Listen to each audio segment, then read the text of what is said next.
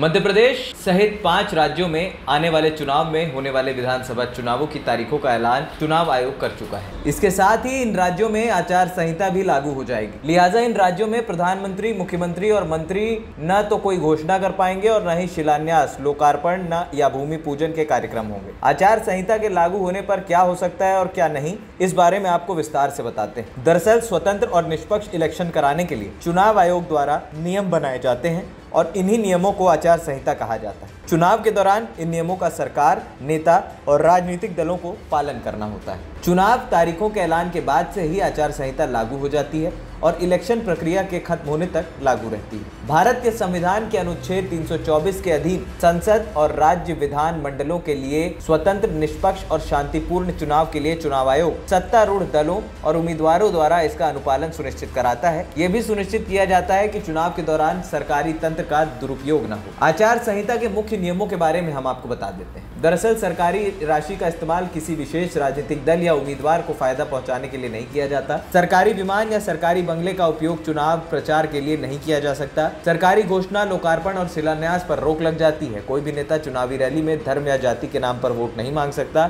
विमान, वाहनों इत्यादि सहित कोई भी सरकारी वाहन किसी दल या अभ्यर्थी के हितों को लाभ पहुंचाने के लिए प्रयोग नहीं किया जाएगा। चुनाव प्रक्रिया से प्रत्यक्ष या अप्रत्यक्ष रूप से जुड़े हुए सभी अधिकारियों के ट्रांसफर रोक रहती है। यदि किसी अधिकारी का ट्रांसफर जरूरी है तो इसके लिए चुनाव आयोग की अनुमति लेना अनिवार्य है। मंत्री अपने आधिकारिक दौरे को चुनाव प्रचार कार्य में शामिल नहीं कर सकेंगे और न चुनाव प्रचार कार्य में सरकारी तंत्र का प्रयोग करेंगे। किसी भी सरकारी वाहन का उपयोग किसी भी दल के उम्मीदवार को फायदा पहुंचाने के लिए उपयोग नहीं होगा। कोई भी केंद्र या राज्य सरकार का मंत्री आधिकारिक चर्चा के लिए निर्वाचन कार्य में लगे अधिकारी को नहीं बुला सकेगा। किसी भी मंत्री को चुनाव के दौरान निजी या